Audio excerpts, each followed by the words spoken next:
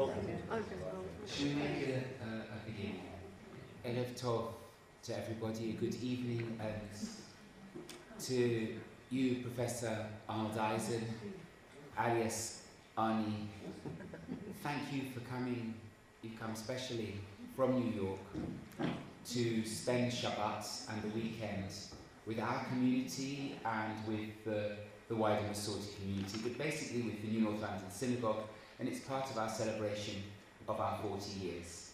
And I'm very grateful to that. I'm very grateful for your teaching, and I'm very grateful for your friendship, which is extremely, extremely special. And to this evening, what we thought we'd do is have a conversation, beginning a bit, if I may, with your life and your Jewish journey, which has led you to professorship at Stanford, to writing wonderful books, I think, of Rethinking Modern Judaism, which had a great influence on me. Your books structured around the different books of the Torah and the kinds of conversation that they give rise to, taking hold of Torah, and then becoming Chancellor of the Jewish Theological Seminary, with its heavy dose of fundraising, but not preventing you from writing and engaging on every area of current Jewish concern that exists. And we thought we'd sort of begin locally with yourself, go to the conservative movement, and then to the rest of the world and its problems, so that things should get steadily worse as we proceed. But then we get to wrap it all up. So all the problems are solved by 9:30 this evening. Yeah, and then we give some time for people to also ask their questions. But I mean, we were talking actually on Friday afternoon in the kitchen about your Jewish upbringing and what led you to your commitment to Conservative Judaism. I was raised in Conservative Judaism. My parents were very active members of their synagogue. They were, I think, very typical conservative Jews in America in the 1950s, which meant that we had a kosher home, but we would eat out in non-kosher restaurants. My parents would eat meat out in non-kosher restaurants. Not real treif, never pork products or shellfish, but roast beef was fine. We would go to synagogue on Saturday morning and sometimes go out for lunch, and my mother and my aunt would go shopping in the afternoon, and my father and I would watch the ball game on television. That was Shabbat. And presumably ball game means something different across the pond. Baseball. College football, our kind of football. But then I realized when I went to college that the intellectual tools of the university enabled me to make sense of my parents and of my Jewish community. And I had received a wonderful Jewish education at a supplementary Jewish high school. So I went to Hebrew school 3 days a week, and then I went to a supplementary high school program where after public school, 11 hours a week, 2 afternoons and all afternoon on Sunday, 11 hours a week, half of it in Hebrew, taught by professors who a few years later would be teaching at colleges and universities, but Jewish studies had not reached the university at that point, so I got the benefit of them. And several of the most influential teachers on me were conservative rabbis. And I think that what's important when you're a 15 or 16-year-old is you have teachers who are more radical than you can even try to be. No matter how far you want to go, they've gone further. And yet they're rabbis, and they stand for the tradition. And that fascinated me. And so when I got to college, I looked for tools and found them to try to understand what had happened to Judaism. I understood in the modern period something happened to Judaism, and particularly in America. The word I kept using was it got hollowed out somehow. It lost something. We had this great, vibrant tradition, and the Judaism I experienced growing up in Philadelphia, Pennsylvania in the 1950s was not vibrant. So we had a young rabbi who took us out of shul, thank goodness, and taught us. We had a seminar. And it was there I first met Huber and Kaplan and Rosenzweig and Heschel at the age of 16. And I remember to this day, I encountered the first chapter of Abraham Joshua Heschel's book, God in Search of Man. It is customary to blame science and secular philosophy for the decline of religion in the modern world. Religion should be blamed for its own defeats. Religion declined not because it was refuted, but because it became irrelevant, oppressive, dull, and insipid. And I said, Heschel has been to my synagogue. Irrelevant, dull, oppressive, and insipid. But I got the point, I got the message, which was that if that's the Judaism you encounter, you've been cheated.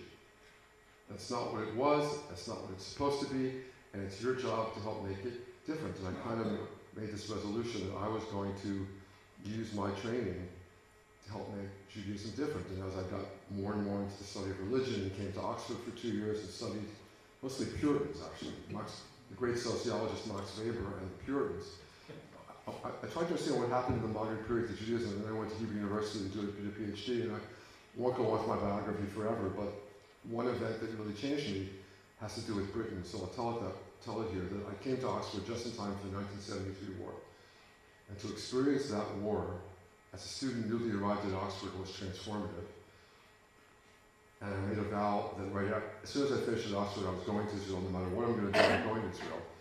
And at Oxford, I decided to be an academic, and that's where this notion of using my academic career, not just to study Judaism in our time, but to try to work on it and strengthen it. That was formed early then, and that's what I've done ever since. And I reached the ripe old age of 54, whatever, 55. I wasn't having a midlife crisis, but I knew I wanted to do something else. I had this sense, as quite common for men and women in our 50s. We say we don't know how much time we have, but we want to use it as well as we can. So what is most important to me? I had already sent 13 doctoral students out into the world who are now professors at various places. I had taught hundreds of undergraduates, but I knew that what I most wanted to do was train Jewish leaders.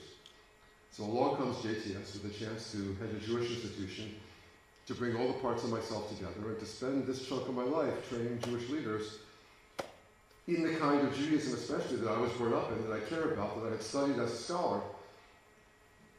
And here I am. Just going back a bit, you said when you read Heschel, and he said, I can't remember that virtuous row of adjectives, but it certainly irrelevant, dull, and insipid.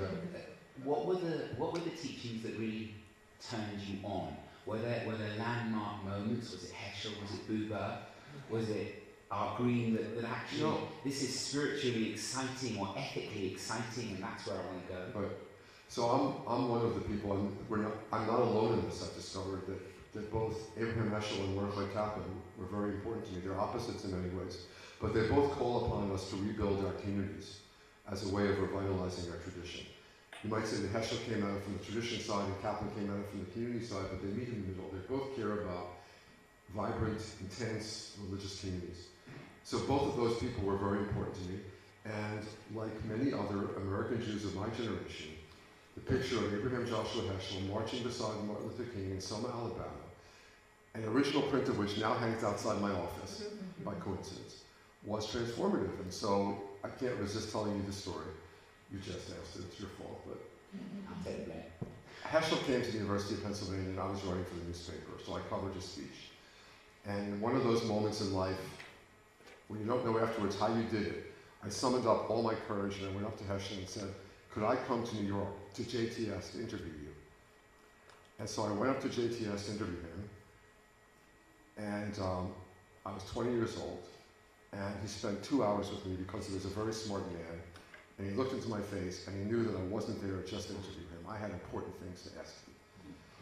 And the most important question I asked him, which I'll never forget, is I said, what gives you the right to tell people, including Jews, that their religion is irrelevant, dull, oppressive, and insipid?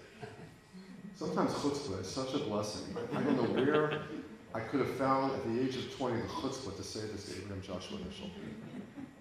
At first he tried to avoid the question. He said, well, some people like vanilla ice cream, I happen to like chocolate.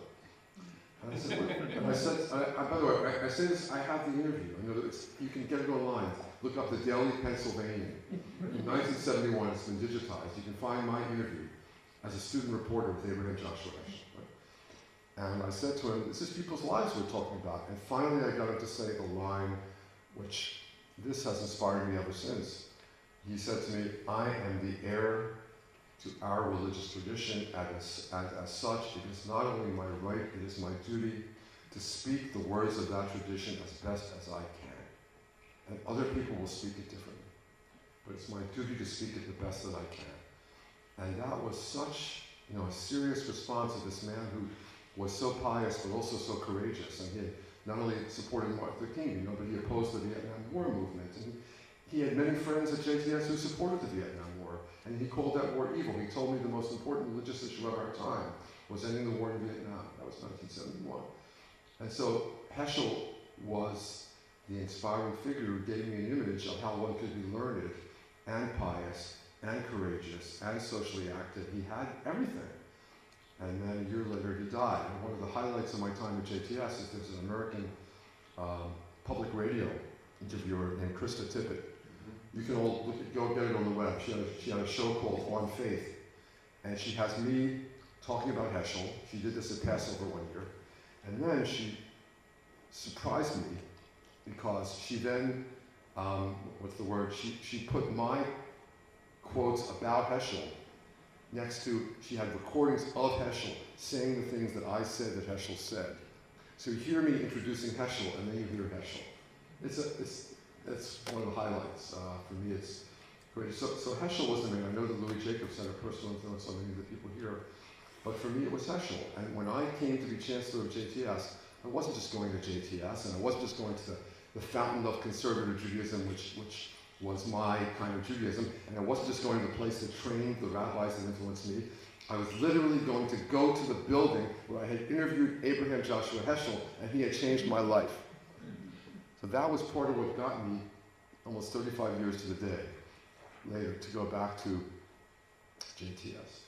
And Heschel was opposed to against the Vietnam War, walked with Martin Luther King, but there was also the quest for God. There was also the deeply pious heir to the Hasidic dynasty of and the sense of God. Had that sense always been there for you? What stimulated your own spirituality? Right. So here's where upbringing matters at all. So my father was born in 1911, and in the 1920s in the United States there was an epidemic of encephalitis, and he was in a coma for 2 weeks and not expected to live. And he comes out of the coma, and the only vestige was later in life he contracted a mild form of Parkinson's. He was very lucky, and many of the people who survived the encephalitis later in life got a form of Parkinson's. But when he left his coma, he told me that he and his mother made a vow to God. And my father, without ever having gone to college, without ever having studied the great classics of the Jewish tradition, certainly not being a professor, my father woke up every day and thanked God for being alive. And then when at the age of 38, he married my mother. He thanked God for that. And then when I was born, and I'm the only child, he couldn't have others, he thanked God for that. And so I was raised with this religious, I think it's the deepest religiosity there is, of thankfulness for life, for being, for everything. And this came natively to me. And my mother was also pious in that way, not as public about it as my father. My mother had the same kind of faith. And so, we have this notion of, there's all these fancy words for it in philosophy, like immediacy after reflection, or second naivete. And the idea is that you don't let the fancy intellectual footwork take you away from the faith that you're born with. You don't let it take that away from you. And so, I'll just say one more word on this subject, that for me, the profoundest religious experience in my life has been, and I expect always will be, watching my daughter be born. And I talked about this publicly because part of being Chancellor of JTS is to share these kinds of things that I never shared before.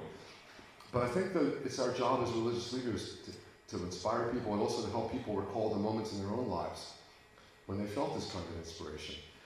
And I'll try to tell it to you as we had taken the Lamaze course, and I had brushed up on my reproductive biology. And when my daughter came out of the womb, I danced around the room with her singing, "Baby, baby, I hear a symphony," and saying, "Thank God, thank God, thank God, thank God, thank God." I couldn't stop saying thank God. Now, you could say to me afterwards, well, of course, you were excited, you were emotional. You could not convince me then, and you cannot convince me now, that my wife and I did that ourselves. God has something to do with this. I don't know what that means. I do not know what that means, but I believe with all my heart and soul that it's true. And that's what you're talking about. So that's the piece of me that responds very much to Heschel. And I treasure in Heschel, he never said a word that he didn't believe. Just read through Heschel. He never said a thing he couldn't stand by. So he wouldn't say more than he could believe. So for example, this man who loses almost his entire family in the Holocaust never once says God is in charge of history. He won't say that God is not in history. Right? That to him would be blasphemy. But he can never affirm that God is in charge of history, and you will never find Heschel saying that. But you have to say everything you can say. And so that's the piece of me, that's the pious piece, that's the core of religiosity in me, this thankfulness and this devotion, and this experience of God in my life. And that's what I'm responding to. And that's what I try to get our rabbis in training to connect with themselves and to be willing and able to transmit to others. It comes across that really God has been a member of your household since birth. And I guess it's not like that for everybody. But that's a very powerful blessing, and you communicate that very, very eloquently. Just we want to come to Conservative Judaism in a moment, but Heschel would never say God was in charge of history, but he would also never say God wasn't in charge of history. How would you put your sentence on this subject? Oh, I think theology is very difficult. That's the equivalent of I like chocolate ice cream. And I think that, to me, I was taught and believe that when it says of the Russia, who kafir ba'ikar, he's denying the presence of God in history. That's what I was taught kafir ba'ikar means.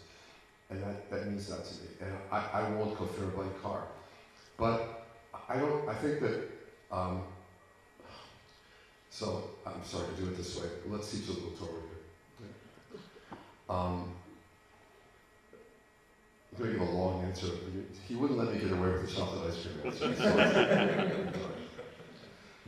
One of the highlights of my recent study of Torah has been that an artist approached me about 7 years ago. She wanted to paint, somehow paint God, abstractly of course.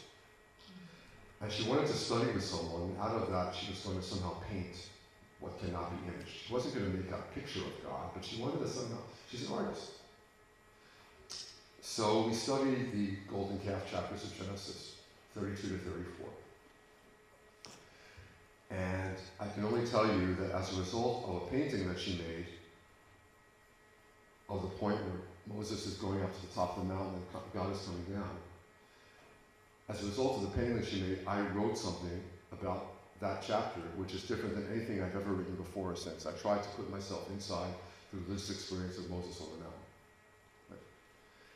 And then she painted again, and she painted in response to my writing, and I wrote again in response to her painting. We did this 4 times until I wrote and she painted simultaneously, where Moses comes down from the mountain with his face shining with light. And if you see the painting in my writing, you would think we were in the same room reacting to each other's work, but we did it completely differently. We were so in sync about this learning of the Torah. Now, it gets to the point, I'm sorry to take this long way around, until she taught me to read that passage. When Moses says, "Hareini nat kvodecha," show me your glory, I thought the only answer to that request was no. No man can see my face and live. But actually there are 2 yeses before that no, and there's 1 yes afterwards. So he has vouchsafed God's presence in the world, in his vicinity. You can never doubt that God is there.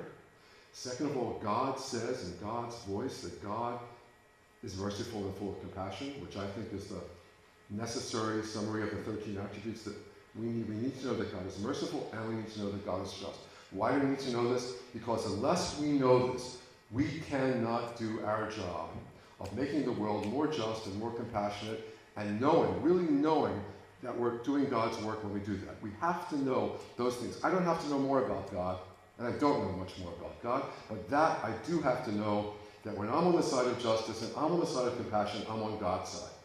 So that's absolutely essential for me.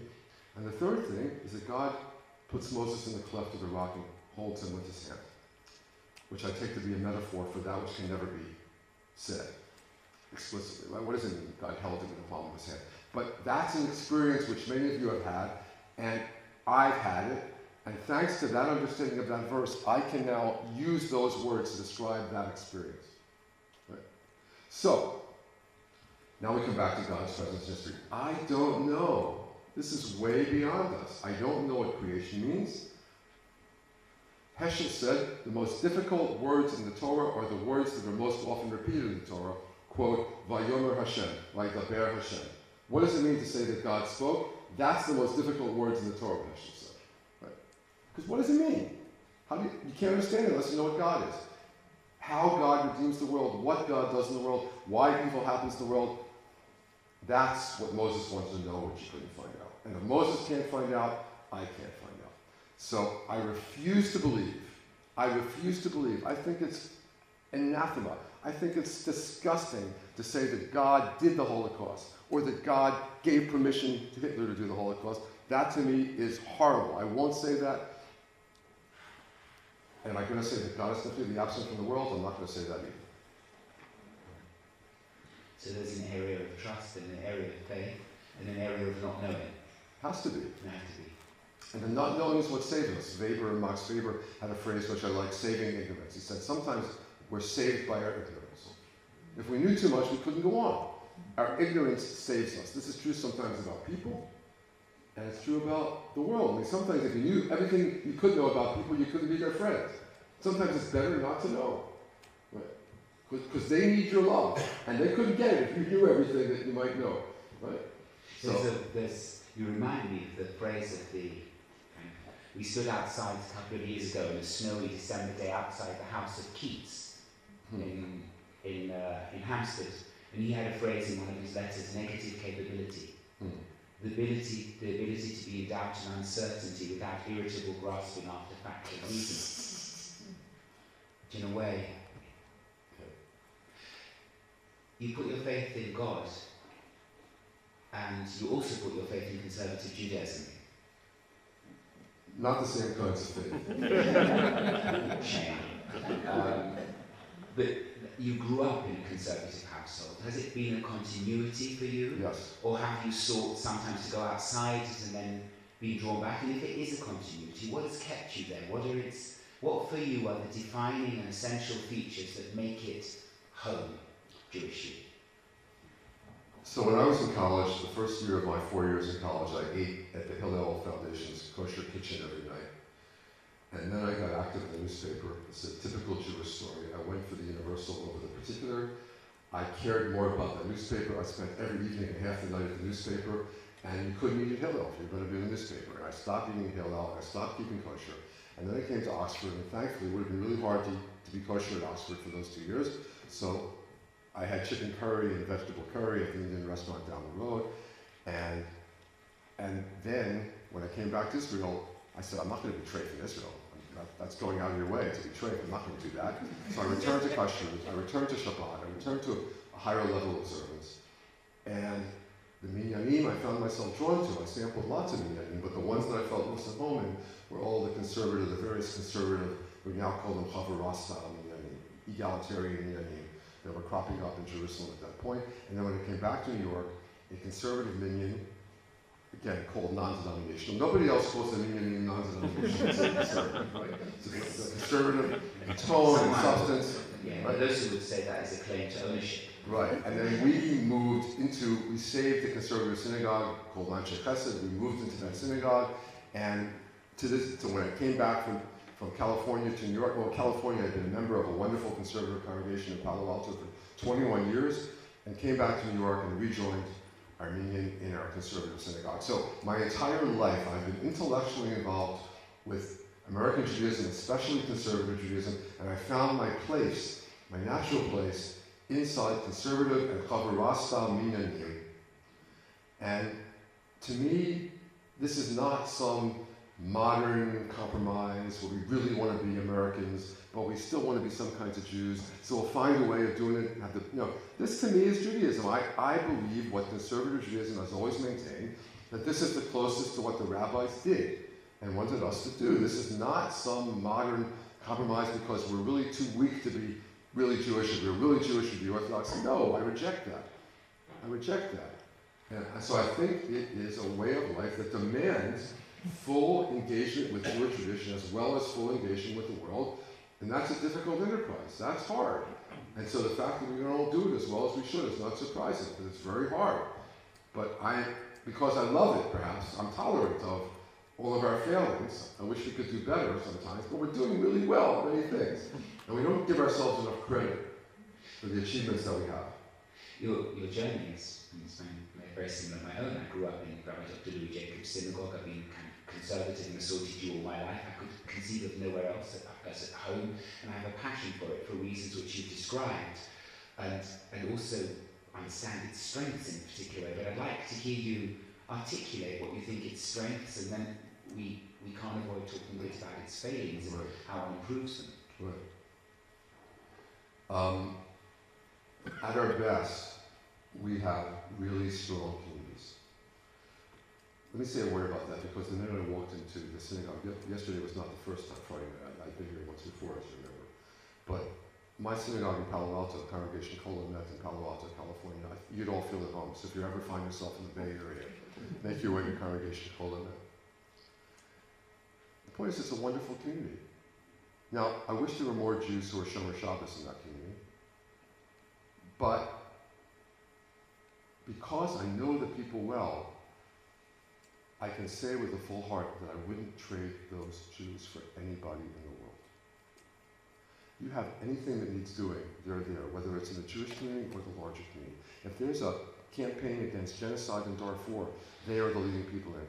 During the campaign against Soviet Jewry, my congregation, it was before I got there, but they were the lead in the Bay Area, working for Soviet Jewry.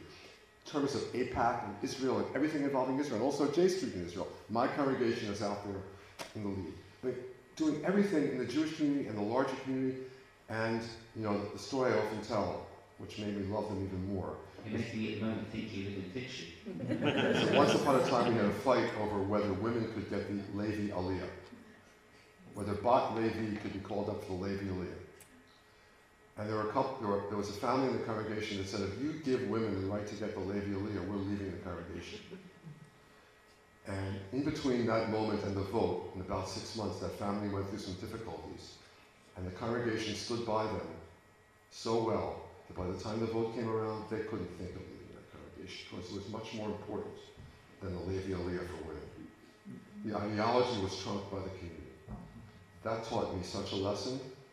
So if you can contain the differences in your community, they make you much stronger. And if you can have overlapping bonds of friendship and social networks, that is the key. So I always say you've got to build community first of all, and conservative Jews have wonderful communities, and we care about learning. So again, we haven't done as good a job as we could have, as we should have, but you find the respect for learning is great in conservative Jews. And I find that even where there isn't actual observance, there's an aspiration. There's an aspiration to go higher, and they want their lay and professional leaders to take them higher. And when that congregation goes through Yom Kippur together, the end of Yom Kippur is a high. Having gone through 25 hours together in that community, that's like the best moments, and it almost powers you for another year of life in the community. Camp Ramah is the single most successful thing I think American Jews have done, and I'm proud that JTS founded it and sponsors it, and the director of Ramah reports to me. It's a JTS product. Not everybody knows, but we own. JTS owns most of the Camp Ramahs in the United States.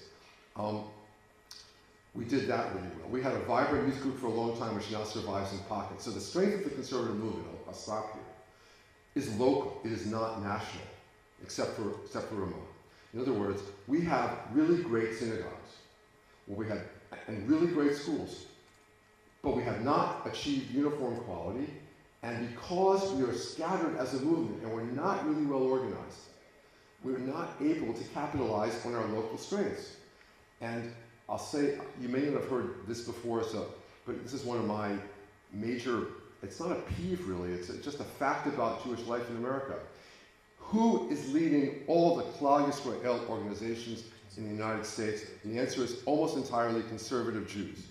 Professional leaders of Federation, of AIPAC, of JCCs, of Jewish Studies, go down the list. It's almost entirely, not almost entirely, but largely, disproportionately, conservative Jewish lay leaders and professional leaders.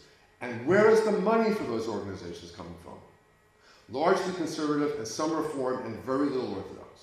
So we conservative Jews are supplying the leadership and the financial resources for the entire Jewish community, and we're depriving ourselves of that leadership and those financial resources.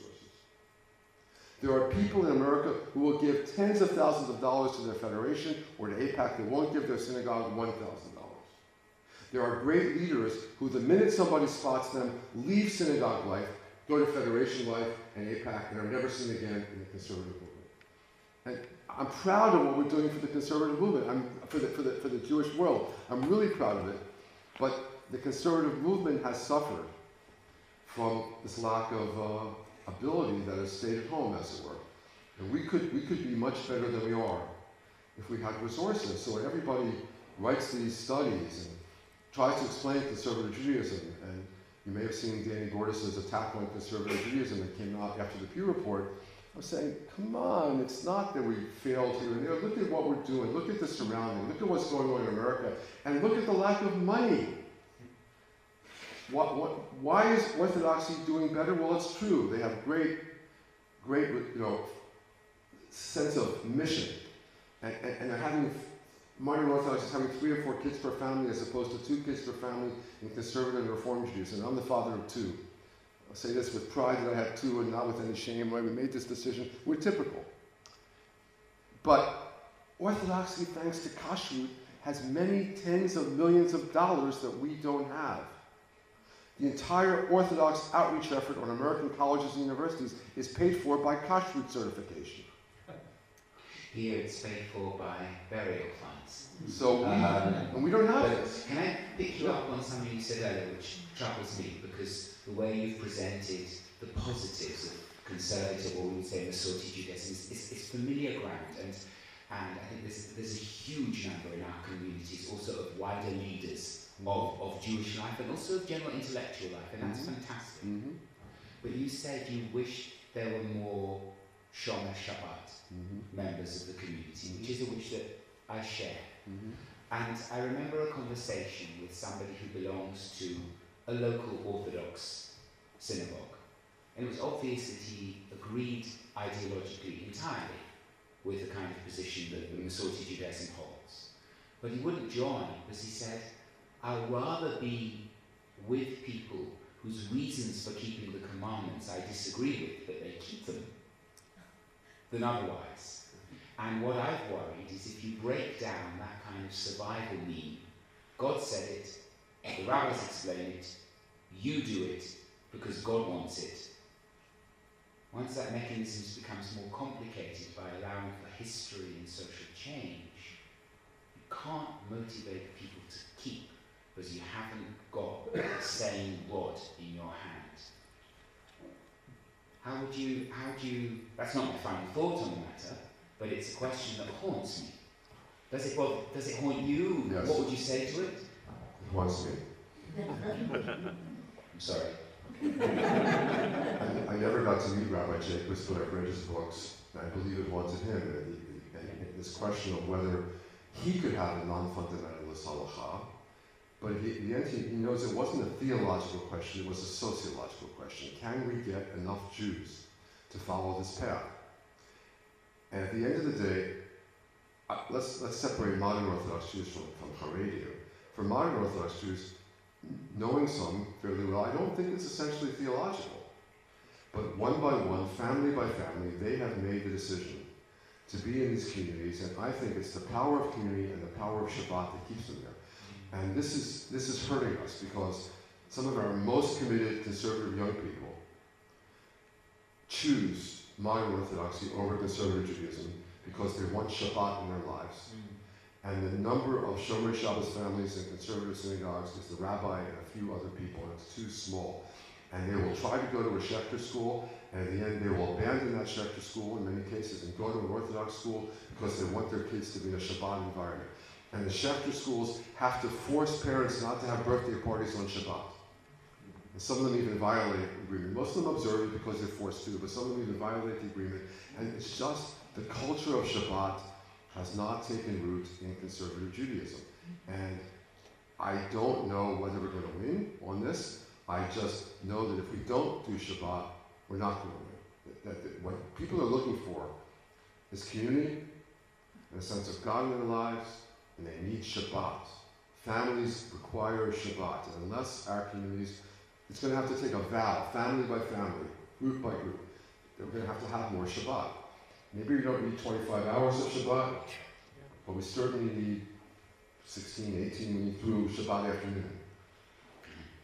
I couldn't agree more.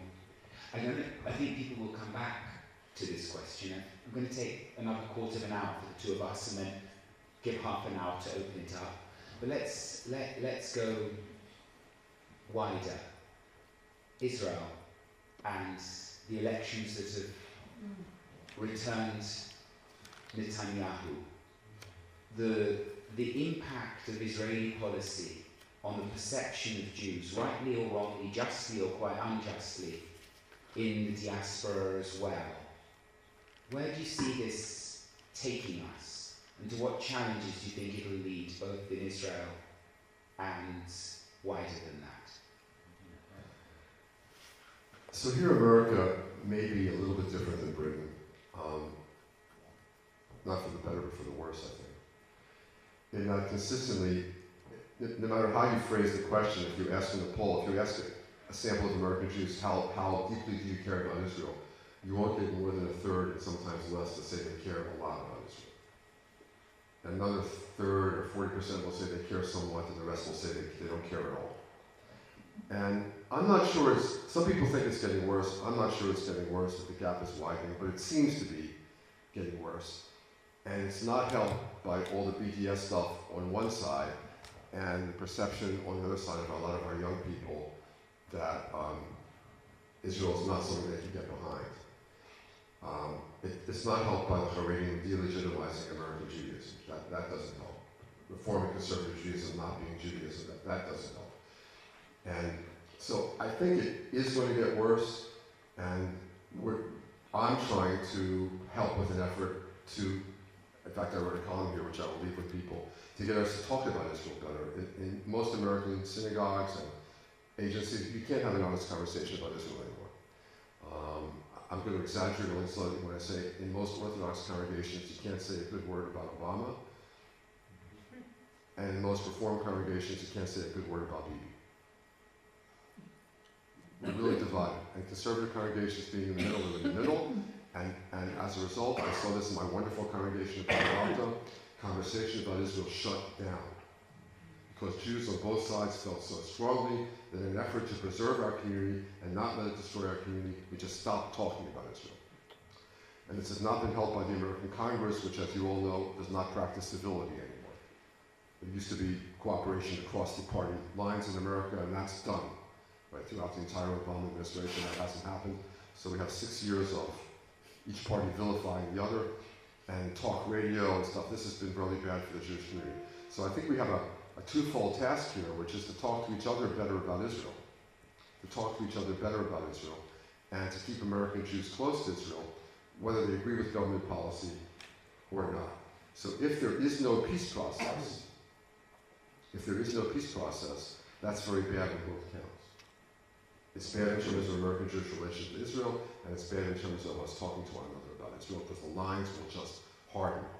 And this is it's people say to me, what keeps you up at night? The state of American Jewry does not keep me up at night. We'll live with this.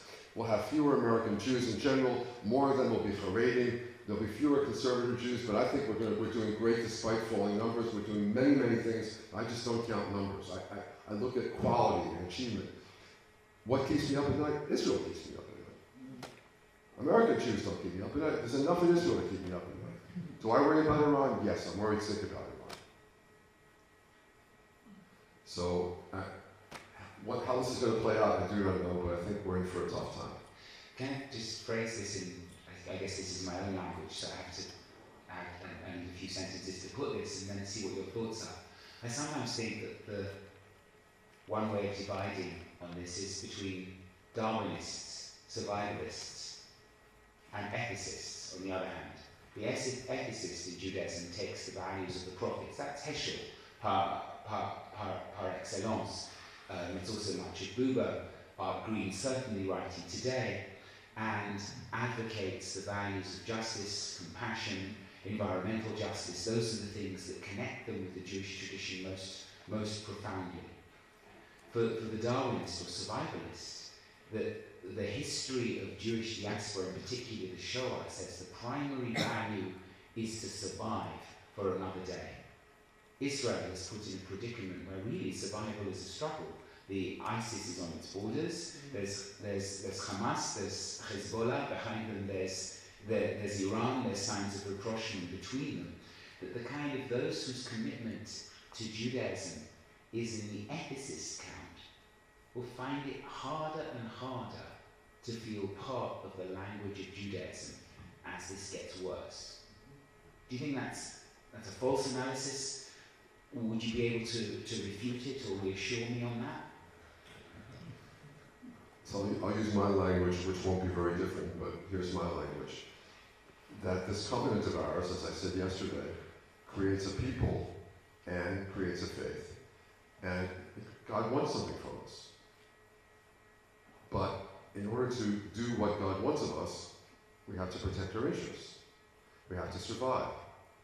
And when I try to introduce the Tanakh as a whole to undergraduates, I set it up through saying the covenant is there, creates a people and creates a faith, and there's always going to be a tension between the people's need to protect itself and survive, whether in the land of Israel or in the diaspora, and the need to fulfill the responsibilities of the covenant. And the entire second chunk of the Tanakh, Nevi'im, is about this perpetual battle between the prophets and kings, where kings represent the world as it always was and always is and always will be until the Messiah comes, the world where it's war of all against all, and you're fighting and you're struggling and you're in battle, and the prophetic demand that we do more than this, that we go higher.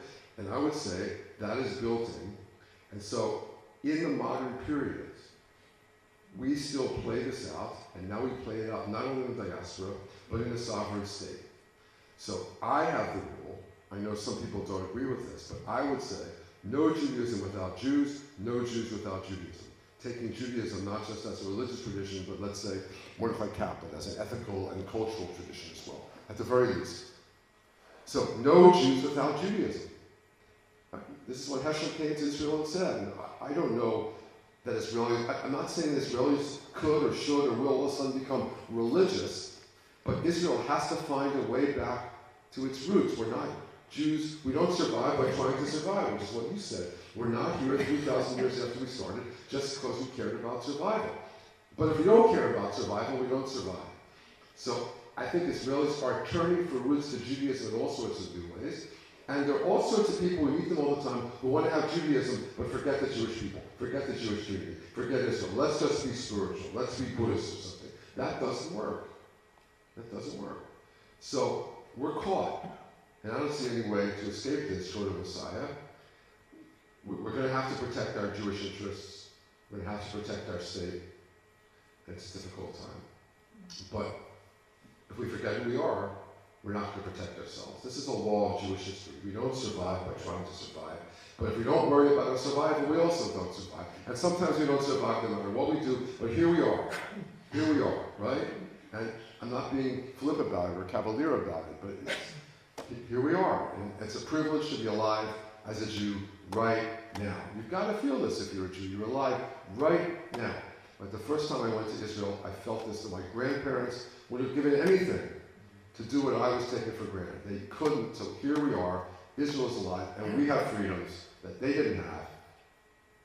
And at this very moment, half the Jews in America choose to be not even Jewish in any way, shape, or form. It's totally drift off. The curse of freedom. Inevitable curse of freedom? I don't believe in inevitability. Let's hold it there. There's more questions I would ask. I'm going to take it. Always going to try and take things in pairs from everybody. So if people have got a question or an area they'd like to ask about, we'll take a bit of time for that. Veronica and Karen. So you take the microphone and then pass to Karen. Professor Eisen, I'd be very interested to know a little bit more about JTS in terms of numbers and how many people are coming out of JTS as rabbis, where they're going, and the future of JTS. Thank you. So that's on JTS. I think I'm going to ask a question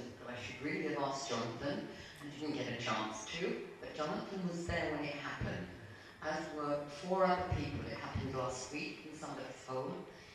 And a woman who had converted because somebody in her family had married somebody Jewish. And when she was asked on why, or Jonathan asked her, she said because it made sense. Since last week, apart from not dreaming about baby, I've been dreaming about that. What makes sense about Judaism? You've answered it already, but can you do it in one sentence? I was asleep tonight. That's the Hillel question. One leg for JTS and one leg for making sense. What if I take the JTS question and you take the It's a deal.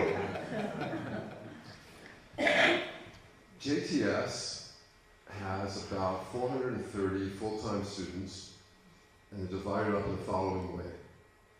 We train rabbis who, when they graduate, when they're ordained, are automatically accepted by the Rabbinical Assembly, Conservative Judaism.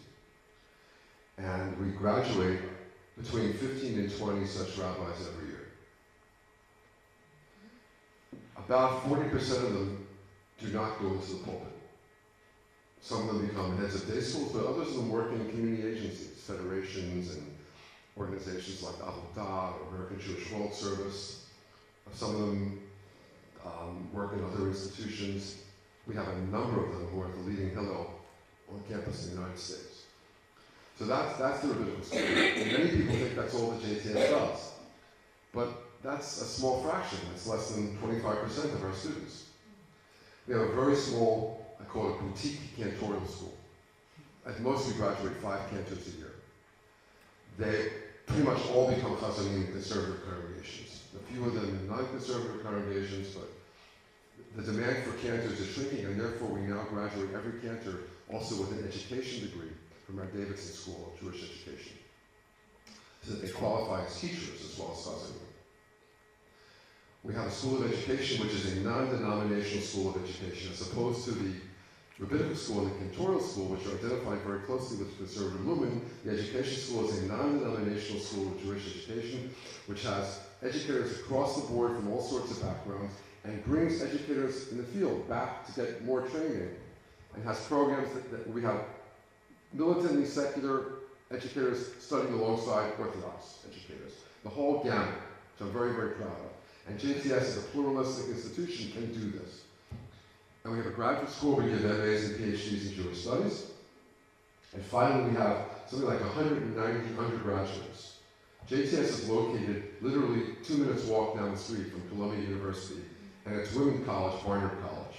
And you can do our students all do a degree at Columbia or Barnard at the same time as they do another BA at JTS. So they're not just graduating in 4 years with a major in Jewish studies, they're graduating in 4 years or 4.5 years with 2 BAs. One in, let's say, neurobiology and one in Talmud, or one in psychology and one in Bible, etc.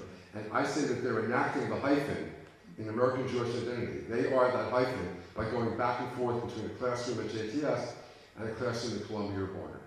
The other piece of JTS, well, there are 2 more pieces, and I'll stop.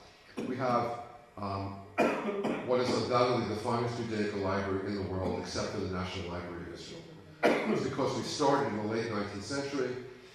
Solomon Schechter brought his Geniza fragments, a lot of them, when he came from Cambridge. We continued collecting. The Hebrew University, remember, was only founded in 1925. We were founded in 1886. So we have a 40-year head start on the Hebrew University. So, but except for the Hebrew University, which is now the National Library of Israel, we are the finest collection of rare Judaica in the entire world. Something like 40,000 rare books and manuscripts, 500 in Canabula, the greatest collection of ketubot that exists anywhere. I could go down the list.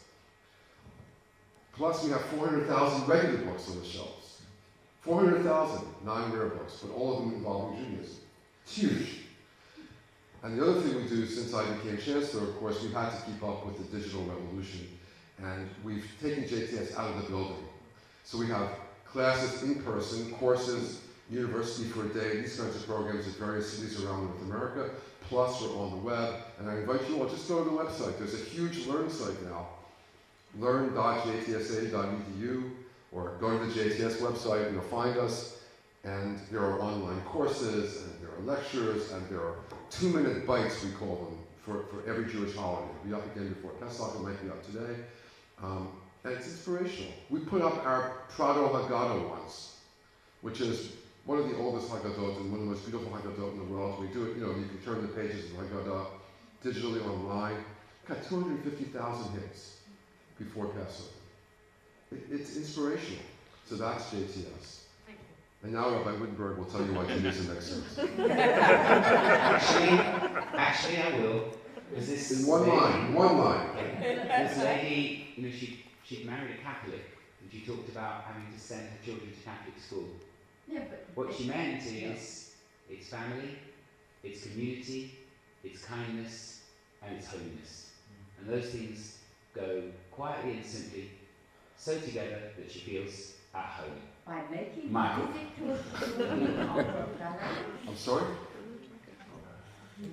Michael. Professor Eisen, this is obviously a golden age of Jewish scholarship, both in America and in Israel, other parts of the world. It is. I'm concerned that this is not a golden age of Jewish theology. It's and not. you mentioned Rosenzweig and Kaplan and Buber and Leibowitz and Soloveitchik and other names. Who do you think might be able to steer a golden age of Jewish theology, or is this not a problem in your eyes? It's a major problem in my eyes, and I've written about it a lot, and now I have a concrete concern about it because the Jewish Theological Seminary does not really have a theologian, and I've said to people, you find me the person, I'll find the money, and we can't find the person. It's a field that is pretty much not practiced right now. So we could go into why, I've thought a lot about why, but the major reason is that the transmission of our culture is now in the hands of universities. So the overwhelming majority of Jewish scholars are paid by universities. And not only does the university not encourage it, it will not give a scholar tenure for work in Jewish theology. So when Rabbi Joel Roth, to move from theology to halakha, when he wrote his book about halakha, he couldn't have gotten a job in a regular university because the Talmud department in the university could not hire him because he's not a historian of Talmud. He's doing work in how to apply Talmud in our day. He's making a normative position about Jewish law. So he can't get hired. So Heschel was able to do his work because he was at JTS, and Soloveitchik was at Yeshiva University, right? Rosenzweig was basically self-employed and self-financed, the Lehrhaus and others, and he had family money, right? Buber was, again, self-financed, and he was working for Jews, right? You can't be in a university. It's very, very difficult. So we have a biblical theologian named Benjamin Sommer, who S-O-M-M-E-R. I invite you all to read his books. They're brilliant books in biblical theology. But it's a field that is languishing, and I fear for it. And I especially treasure JTS, because at JTS you can work and get promoted for doing work that benefits the Jewish people, that's serving the Jewish people, rather than the demands of a tenure committee. If you're in a university, you have to calibrate what will get me tenure and what will not. And even after you have tenure, you have to be brave to step outside and just do your own work. So I think it really is a problem, because young people like me, I mean, I would not be here, I can tell you, without my Maimonides. At a certain point in my life, my Maimonides saved me for Judaism. Many, many hundreds of thousands of Jews Maimonides has saved. I'm one of them. And then I discovered modern Jewish thought. And I realized I'm not alone. And there are all these wonderful people. And then you get an education, and you realize that theology doesn't have to take a form that's systematic. In other words, you read Hasidic Rebbes, and you realize they're doing theology. They're just doing it in a much more traditional way. And we have the gift, because of this Jewish scholarship, that you and I can be inspired by Hasidic drashas. They were translated into Hebrew and collected, and we've got them, and we can study them with the weekly Parsha. And I know there's a book called Sefer HaBaal Shem Tov, for example, which is books of his disciples that wrote down his saying. That is one of the most important books to me. Me, a rationalist, university man, scholar of Jewish studies, I love Sefer HaBaal Shem Tov. What? No. Right? It's a wonderful resource. But you're absolutely right. We're depriving ourselves, and we got to get more young people to do this. So what will be the questions you'd want a theologian to think about? There are 2 or 3 that are really on the top of my list. And by the way, my rabbinical students, I ask them, don't care about these at all. In other words, theological questions bother me and don't bother them. Maybe that's just upbringing, temperament, maybe it's a generation. They have personal religious experience and religious community, and they say that's all we need. Science bothers me no end. Not Darwin and creation. That's not what bothers me. I'm just bothered by the fact that we're on this insignificant little planet that's around an insignificant sun, an insignificant galaxy on the periphery of the universe. It makes us very small and insignificant. I keep using that word over and over again. Science and religion go in and out of phase with one another historically. Sometimes science and religion are in the same phase. And I think we're coming back closer and closer together again. I think the physicists especially, and the chemists, and even some of the biologists are coming back toward where religion is. But I don't expect to get faith and religion, faith and science reconciled, but I wish that religion were not ruled out of science. In other words, you cannot introduce religion into scientific discourse at all. It's two completely separate universes, and religion, by and large, is still disrespected by science. It's still belittled, and I find that to be problematic. So one thing I would like is for people to write about science. The second thing is I believe that the internet revolution and the whole new ways of thinking that we're engaged in now are opening up new space for religion. And my generation is not going to do this, but I really do believe the next generation is going to find links that computers make possible that we don't have. The notion of a divine mind, which was very important to Maimonides and the medievals, the notion of a divine mind that is all-knowing, now means something completely different. Now we can understand a collection of supercomputers that would know everything that has ever been known. Right? And I think there's an enormous amount of possibility there, and I just want Jewish thinkers to be thinking about it, because our lives are totally being transformed by science and by computers. And to have our religion saying nothing about this is just going to make our religion more and more irrelevant, and it's going to hurt us. We're here thanks to great theologians throughout the ages who tried to bring Judaism into line with the best thinking. I'm less concerned with ethics. I mean, I wish there were more Jewish ethicists, but we're holding our own. But on science and on computers, I wish we had more people writing theology. A couple of Michael and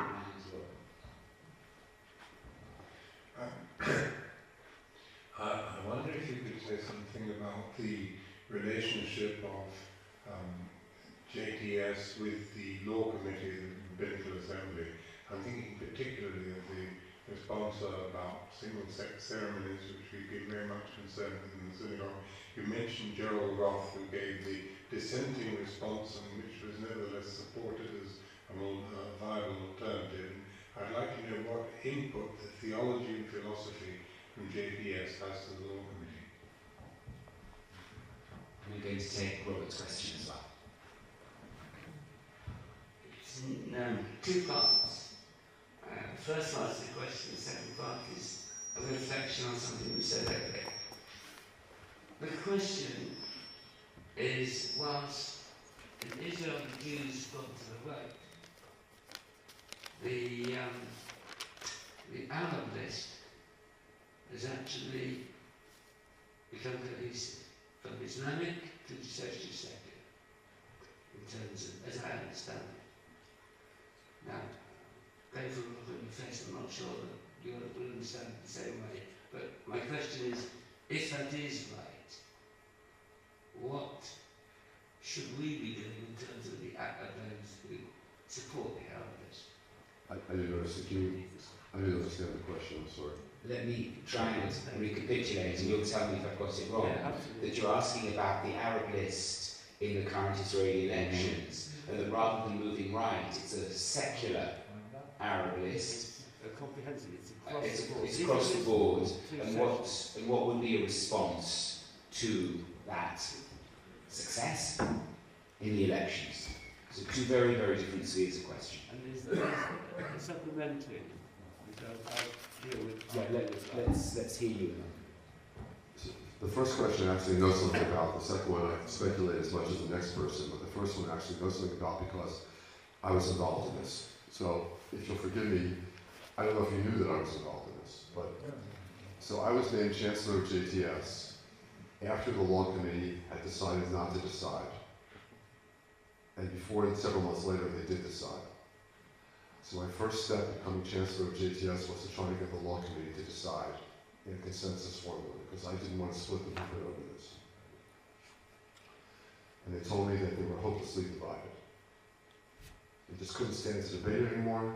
They were not going to try to come to agreement, even though lots of people, me included, believe, having read all the Tshuvot, they could have actually found a consensus formula.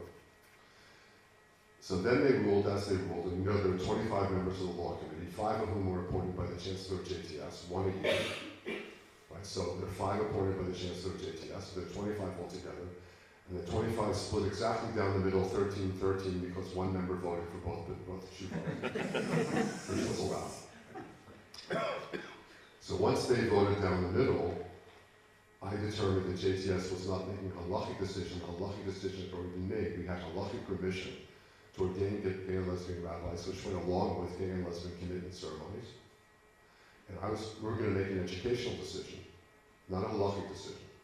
And so the faculty pored over this matter for 9 months, and we made an educational decision, and the faculty voted overwhelmingly in favor of ordaining gays and lesbians. And I had said to the search committee when they brought me in that if the law committee allowed it, and if the faculty supported it, that's what I wanted to happen. Because I felt I couldn't surprise anybody, I had to make my position known. So, the JTS faculty on the law committee split. And Rabbi Joel Roth, as you said, was against. And Rabbi Daniel Evans, who I named the Dean of the Rabbinical School a year later, was the co-author of the Tshuvah that allowed for gay and lesbian ordination. And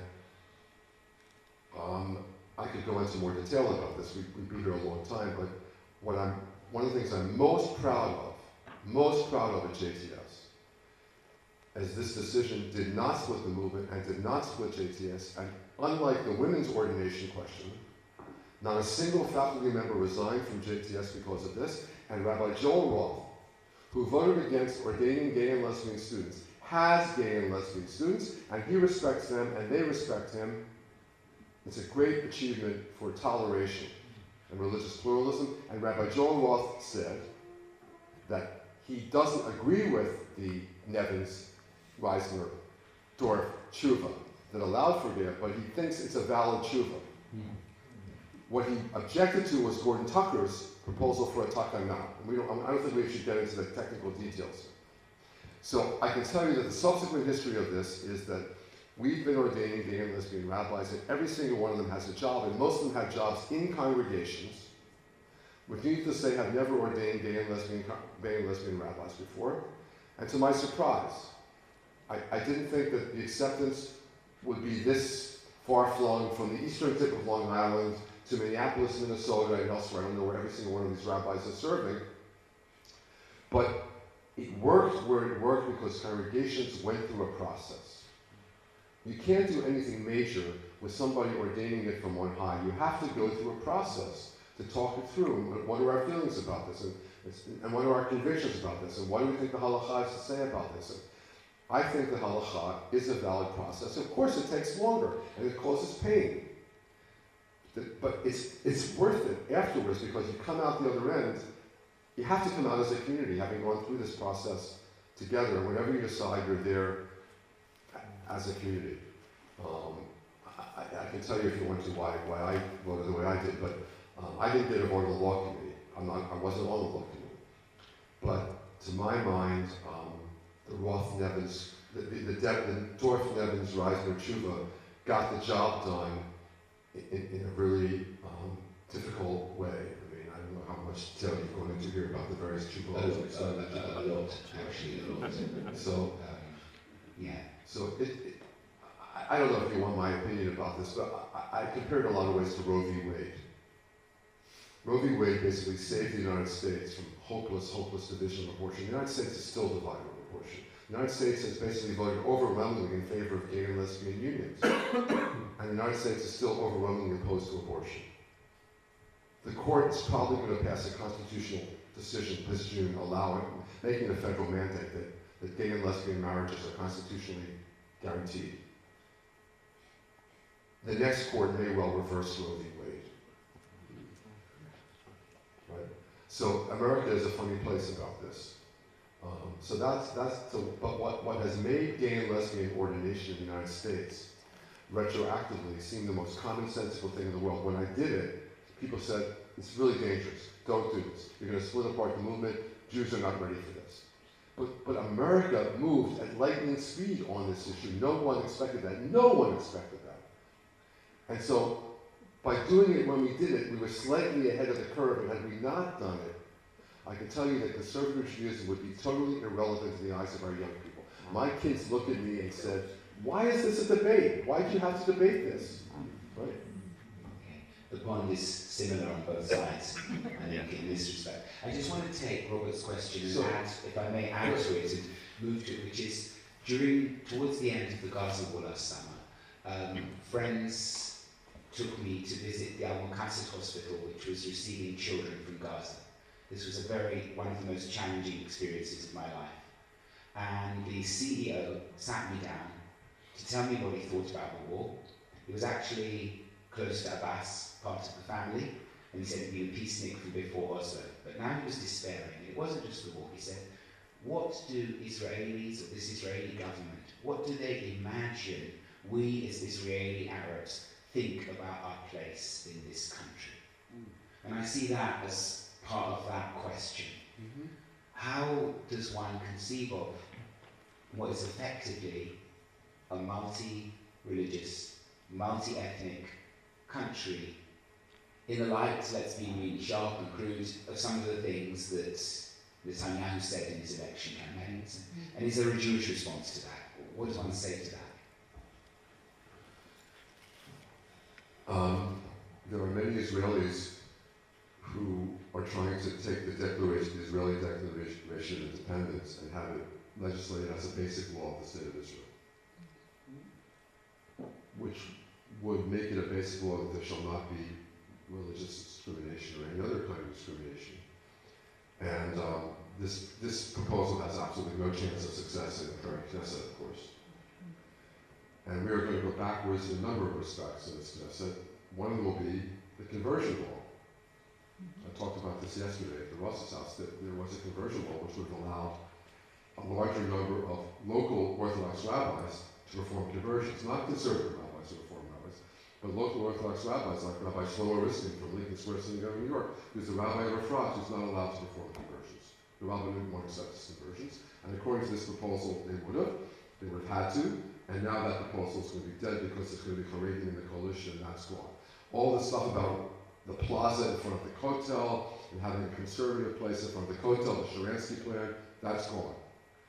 And I think we won't make progress in guaranteeing civil liberties for Arabs. On the contrary. So, if there's no peace process, let alone no peace, the tension between Israeli Arabs and everyone else grows, which is why, by the way, there has been an across-the-board coalition in Israel and the United States. I don't know if it's also here in Britain. Left-wing, right-wing, secular, religious, to improve the status of Israeli Arabs. There are many, many Likud members of the Knesset who support this. And the President of Israel supports it, really. Well, there's the task force here, which is across community. That's probably the same thing. So I appeal to you that, I would say to you, and some right-wing members of the Knesset that I know have said to me, they think historically this is Israel's greatest mistake. It's not improving the services given and the rights guaranteed to Israeli Arabs. Because we're a democracy, we have to stand by it. And so I don't think it's the one list. I mean, the one list increases the voting bloc in the Knesset, but I don't think that has done much in the short run except provoke a right-wing response. And apparently got a lot of Likudics to the polls because we said that the Arabs are voting in droves and you've got to go vote in droves to counter them. And that apparently did get some people to the polls at the last minute. What I fear for is I don't know what a two-state solution would look like, and I think we have to talk honestly about this. I mean, I love the idea of a two-state solution, but if you tell me that you can see a rational way to get there, I have to agree with Bibi that I don't see any clear way of getting there in the present circumstances. So I want to hold on tight and make as much progress as I can. So my personal opinion is, if you can't get peace, you do as much in the direction of peace as you possibly can, rather than close off every avenue to peace. So my personal opinion, I'm not speaking as the Chancellor of JTS, I'm speaking as me, Arnie, is you don't build settlements. You don't build settlements. You just, why, you don't need more stuff. Like, don't do it. But don't, on the contrary, you do improve the economic life of people in Gaza. You do whatever you can do to make up for what you can't do. So that would be my opinion. But at the present moment, I don't have much hope for anything right now. I have faith, as I say. I really do have faith. I don't think the Jewish people has gone through what we've gone through and put everything into the state, not just the financial resources, but all the heart and all the mind, all the neshama that we poured into that state. We haven't done it just to see it fail. I really don't believe it's going to reach a dead end. I really do believe that we're going to find a way out of this. And you ask me what that way is, I haven't got the faintest clue. I just don't know.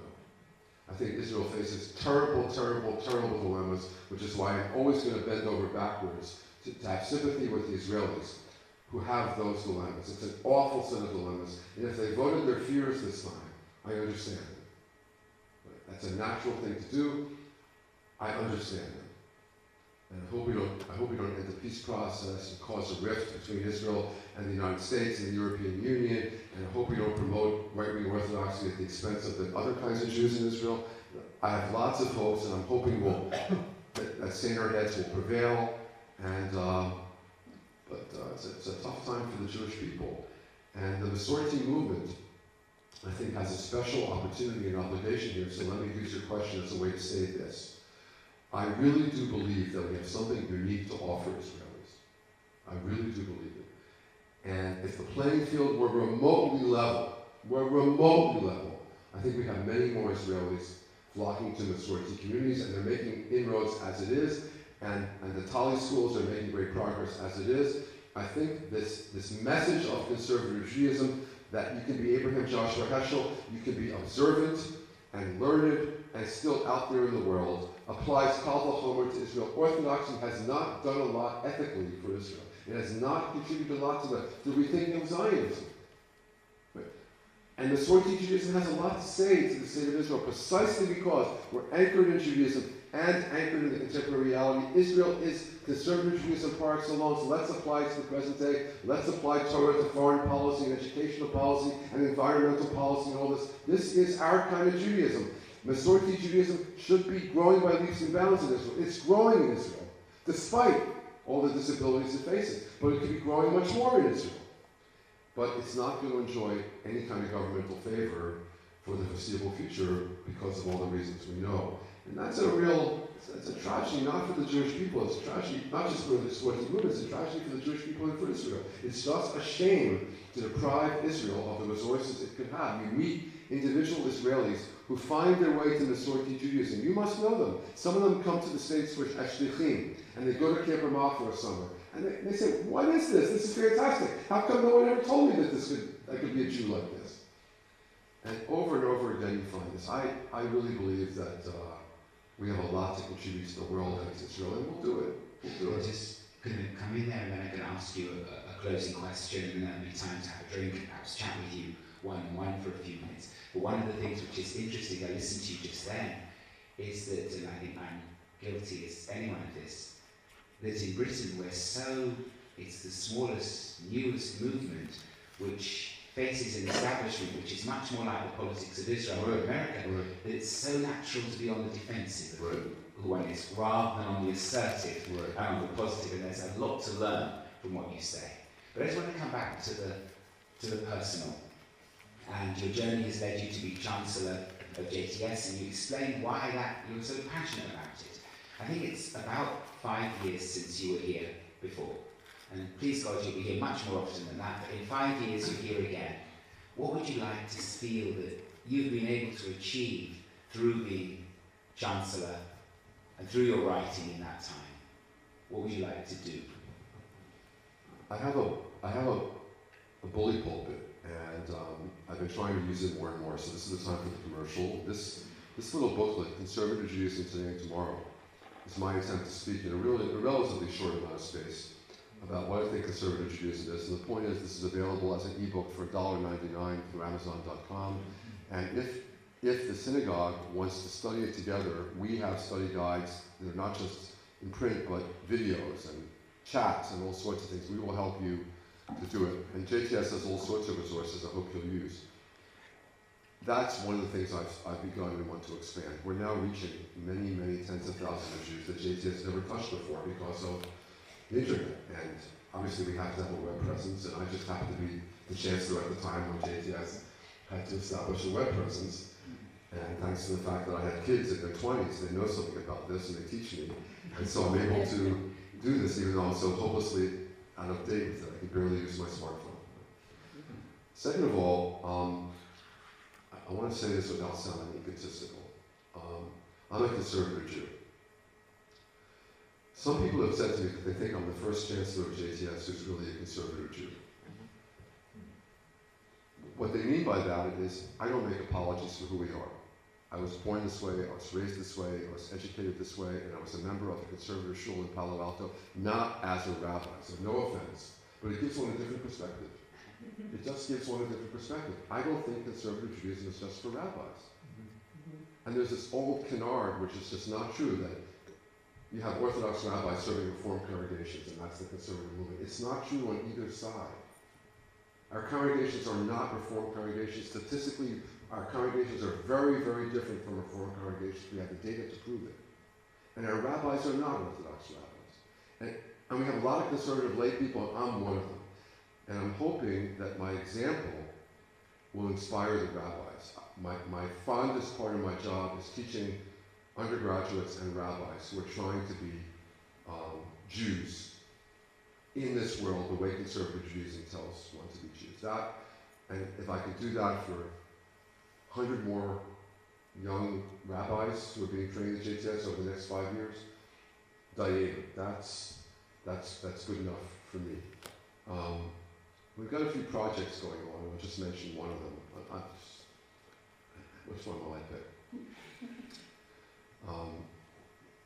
Well, I'll pick two. Number one that I'm very proud of, some of you were at the house yesterday heard me say this, we started a program in clinical pastoral education. You cannot graduate as a JTS rabbi now without 400 hours of field work in pastoral education, supervised in hospitals and hospices and working with grieving families, and etc. This is now a requirement of the job, which means for me, we're not training people to be Jewish studies scholars, we're training them to be rabbis. And they all say it changed their lives. And I'm proud to say that started under my administration, and it's now, it's expanded. We now have, every summer we have a program that brings in rabbis and imams and Catholic and Protestant ministers to JTS to study clinical pastoral education together. That's one thing.